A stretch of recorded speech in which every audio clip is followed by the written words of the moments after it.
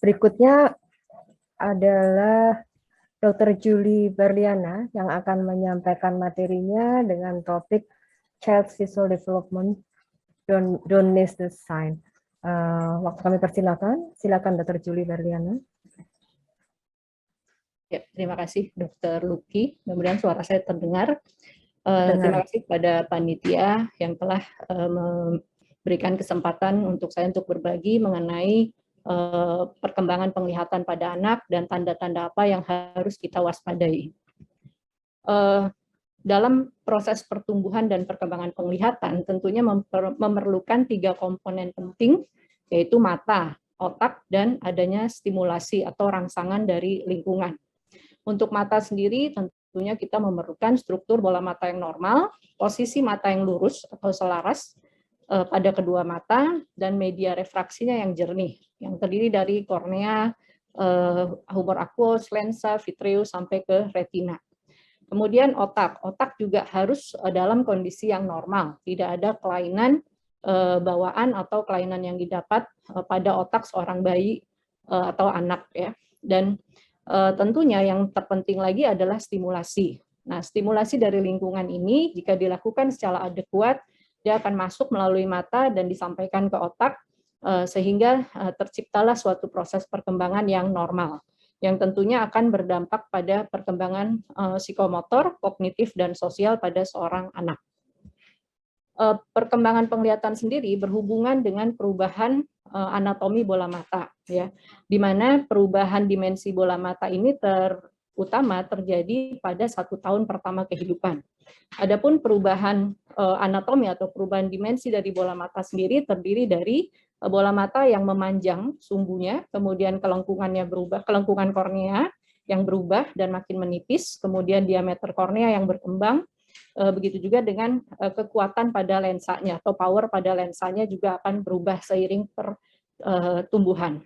Kemudian hal yang juga terjadi adalah suatu maturasi atau pematangan dari retina yang melibatkan suatu proses diferensiasi fotoreseptor, terutama pada sel kerucutnya, di mana pada sel cone ini atau sel kerucut dia akan berubah bentuk, akan memipih, memanjang, dan memadat ya.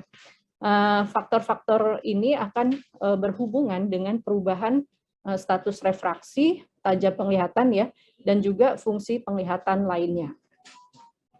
Jika kita bicara mengenai fungsi penglihatan, tidak hanya kita bicara mengenai visus, tapi juga kita bicara mengenai fungsi penglihatan lain, seperti kontras, sensitivitasnya, kemudian penglihatan binokularnya, stereopsis, kemampuan melihat warna, dan lapang penglihatan, semuanya berkembang, dan kita lihat di sini mulai terjadi sejak lahir, jadi dari usia 0 ya, dan makin terus berkembang sampai usia remaja, bahkan mendekati usia dewasa muda.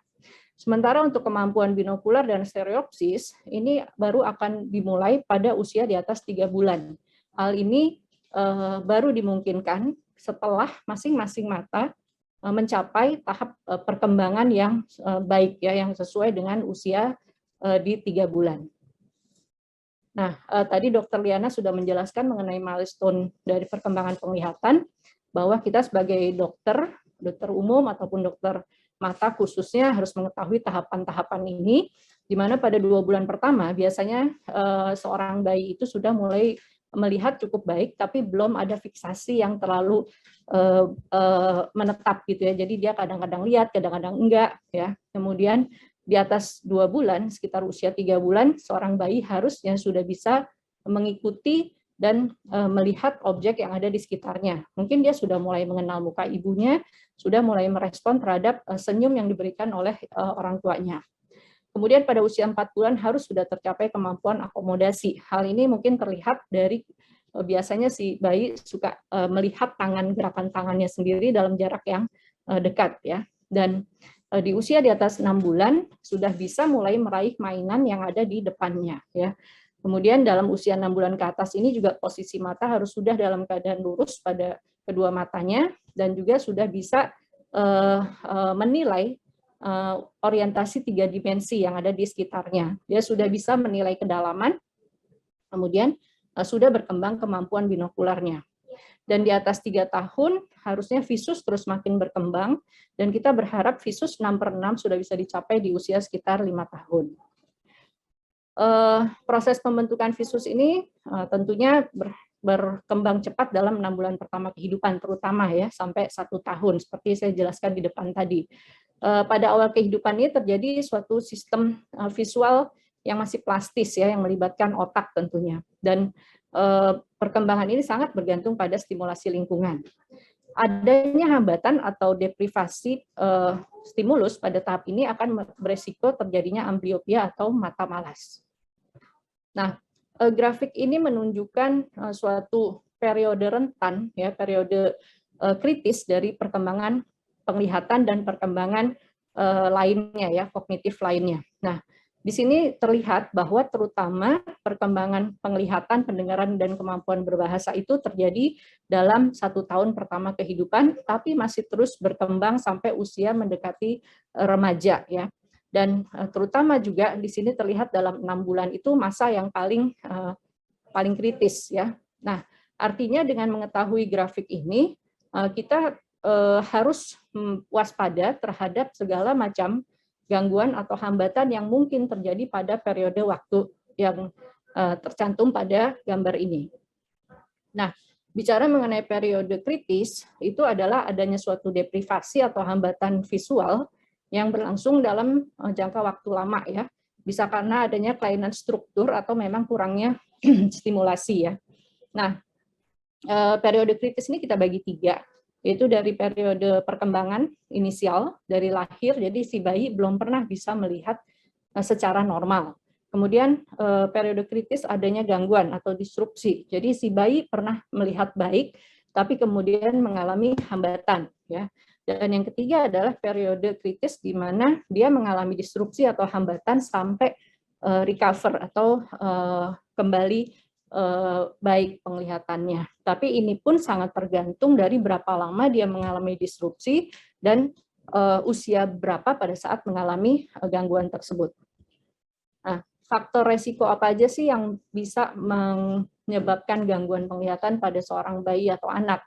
Adanya gangguan perkembangan otak, cerebral palsy, ada trauma pada kepala, ada gangguan pendengaran yang mungkin berhubungan dengan gangguan penglihatan juga, kemudian kelainan di otak terkait dengan infeksi, atau kelainan bawaan terkait dengan hidrosefalus. Kemudian ada infeksi dalam kandungan seperti rubella, toksoplasma, atau sitomegalovirus. Riwayat kelahiran prematur yang berisiko terhadap ROP. Kemudian kejang, ada suatu sindrom yang berhubungan dengan perkembangan penglihatan, ada suatu keterlambatan pertumbuhan yang sifatnya biasanya global, dan ada tidaknya riwayat keluarga, terutama terkait dengan masalah tumor atau mungkin kelainan penglihatan yang terkait dengan kelainan genetik. Nah, tanda dan gejala apa yang harus kita ketahui sebagai orang tua atau sebagai dokter umum adalah kita harus, dengan kita mengetahui milestone dari perkembangan penglihatan, maka setiap fase usia harus kita amati, ya. Tapi secara umum sebetulnya bila tidak ada kontak mata di atas usia 3 bulan, sering kucek mata, memicingkan mata atau menghindari cahaya, terasa lebih sering terlihat silau, kemudian adakah miring-miring saat melihat jauh, ya. Dan pada usia 3 bulan harusnya dia sudah mengenali mainan yang ada di sekitarnya, bisa mengikuti, ini tidak ada. Kemudian pada usia 5-6 bulan harusnya dia bisa meraih objek, tapi tidak bisa. Kemudian pada usia yang lebih tua, mungkin dia agak kesulitan naik turun tangga karena tidak bisa menilai kedalaman atau orientasi 3 dimensinya kurang baik. Atau mungkin pada saat dia berjalan dia sering menyenggol atau menabrak benda di sekitarnya. Nah, ini adalah tanda dan gejala secara umum. Melihat tidak fokus ini yang paling sering dirasakan oleh orang tua pasien. Kemudian ada putih-putih di mata, tadi oleh Dr. Maya sudah dijelaskan, putih-putih di pupil mata terkait dengan mungkin ada katarak, ada retinoblastom, atau ada kelainan lain. Atau bisa juga putih-putih di kornea matanya yang terkait dengan glaukoma kongenital atau suatu kelainan bawaan lahir seperti leukoma.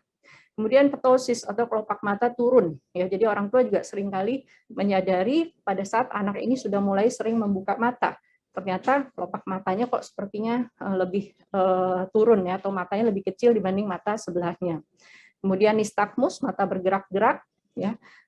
Strabismus, mata juling seperti foto ini. Jadi kita lihat refleks cahayanya terlihat lebih di tepi luar pupil dibanding mata yang satunya yang letaknya di sentral. Kemudian gerakan mata yang tidak beraturan seperti searching seperti itu, kemudian berkedip-kedip, kucek-kucek dan memicingkan mata pada saat melihat jauh. Mata berair atau sering mengucek mata. Dan bila dia disertai dengan gangguan pendengaran dan kelainan jantung, maka kita harus mencurigai juga adanya kelainan pada lensa matanya berupa katarak yang terkait dengan virus rubella pada saat dalam kandungan. Ya, ini tadi sudah dijelaskan oleh Dr. Liana bahwa pada dasarnya pemeriksaan pada anak itu harus disesuaikan dengan tahapan usianya. Apakah dia masuk kelompok nonverbal ataukah dia masuk kelompok verbal. Tapi jika di puskesmas atau di layanan primer lain, pemeriksaan paling tidak kita bisa menilai ada nggak following fixation terhadap objek yang ada di depannya.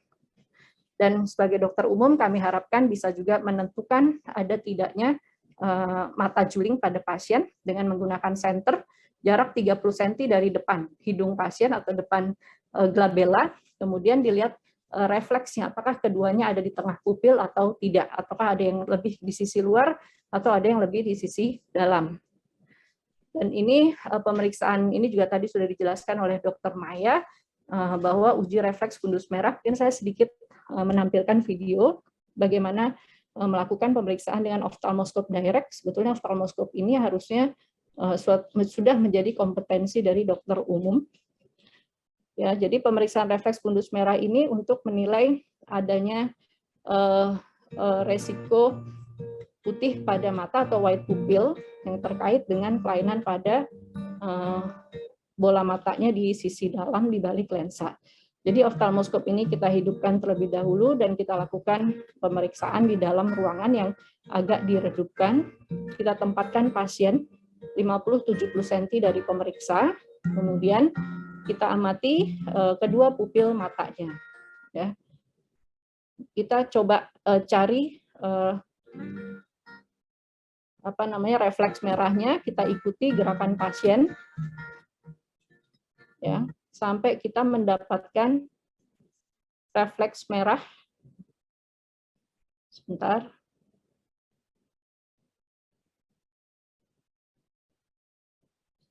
Nah, seperti ini, ya. Yang ini yang terlihat di ophthalmoscope-nya. Jadi refleks merah pada kedua mata akan sama atau tidak, ya. Oke. Kemudian saya lanjut. Jadi intinya jika kita temukan suatu tanda atau kelainan pada mata anak, tentunya apakah bisa ditata laksana atau tidak itu sangat tergantung dari kelainan yang ditemukan. Apakah dia memang bisa diobati atau bisa diterapi, apakah bisa dicegah sebetulnya ataukah tidak bisa dicegah sama sekali. Kemudian prinsipnya adalah semakin dini didiagnosis, maka terapi bisa kita lakukan lebih awal dan hal ini terkait dengan prognosis yang lebih baik, ya. Apakah cukup obat ataukah harus operasi dan apakah hanya suatu terapi rehabilitasi saja. Ya, kemudian intinya pada anak atau bayi tata laksana itu bersifat multidisiplin, tidak hanya melibatkan mata saja, dan perlu kerjasama antara orang tua, dokter, dan terapis. Nah, jadi prinsipnya semua pihak terlibat dalam mendeteksi kelainan dan menata laksana kelainan mata pada anak. Sebagai orang tua, kita harus melihat dulu adakah faktor resiko yang kira-kira bisa menyebabkan kelainan mata pada anaknya. Dan orang tua juga harus melihat visual behavior-nya. Jadi bagaimana cara anak ini melihat, apakah normal, apakah tidak normal, ya. Nah, apabila ada sesuatu yang mencurigakan, maka dia bisa ke dokter umum terlebih dahulu, atau mungkin bisa langsung ke dokter mata. Dan sebagai dokter umum atau dokter anak atau tenaga kesehatan lain, juga harus menanyakan dulu atau menggali dulu informasi terkait dengan faktor risiko, kemudian melihat ada tidaknya gangguan penglihatan dengan alat yang sederhana, dengan senter atau dengan ophthalmoscope direct, ya.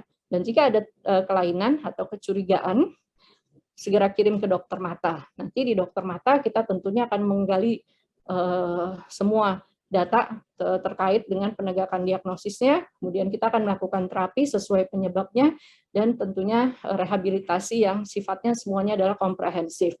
Dan sebagai dokter, kita akan memberikan edukasi pada orang tua pasien untuk melakukan stimulasi-stimulasi pada bayi atau anaknya. Nah, jadi prinsipnya adalah ketahui dulu dia ada di usia berapa, kemampuan apa yang harus dicapai, dan stimulasi apa yang harus dilakukan. Ya.